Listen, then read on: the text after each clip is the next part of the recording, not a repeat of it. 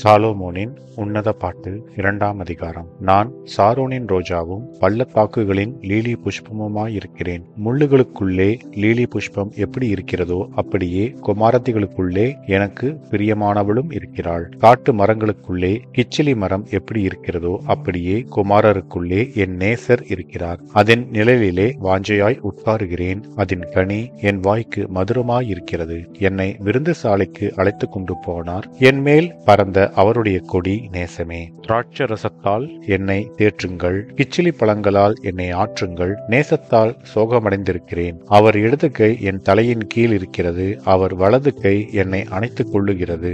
எருசலேமின் குமாரத்திகளே, எனக்கு பிரியமானவளுக்கு மனதாகு மட்டும் நீங்கள் அவளை விழிக்க பண்ணாமலும் எழுப்பாமலும் இருக்கும்படி வெளிமான்கள் மேலும் வெளியின் மறைகள் மேலும் உங்களை ஆணையிடுகிறேன். இது என் நேசருடைய சத்தம். இதோ அவர் மலைகள் மேல் குதித்தும் மேடுகள் மேல் துள்ளியும் வருகிறார். என் நேசர் வெளிமானுக்கும் மறைக்குட்டிக்கும் ஒப்பாயிருக்கிறார். இதோ அவர் எங்கள் மதிலுக்கு புறம்பே நின்று பலகணி வழியாய் பார்த்து கிராதியின் வழியாய் தமது மலர்ந்த முகத்தை காண்பிக்கிறார். என் நேசர் என்னோடே பேசி, என் பிரியமே, என் ரூபவதியே, எழுந்து வா.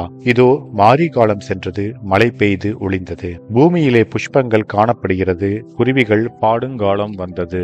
பாட்டுப்புறாவின் சத்தம் நமது தேசத்தில் கேட்கப்படுகிறது. அத்திமரம் காய் காய்த்தது, திராட்சைக்குடிகள் பூ பூத்து வாசனையும் பரிமளிக்கிறது.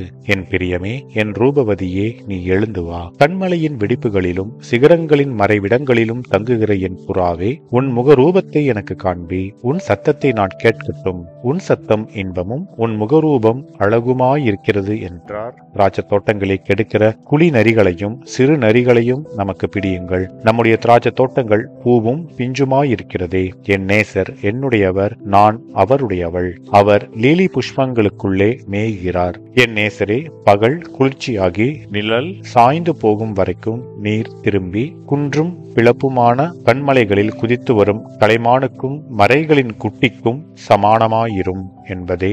ஆமென்.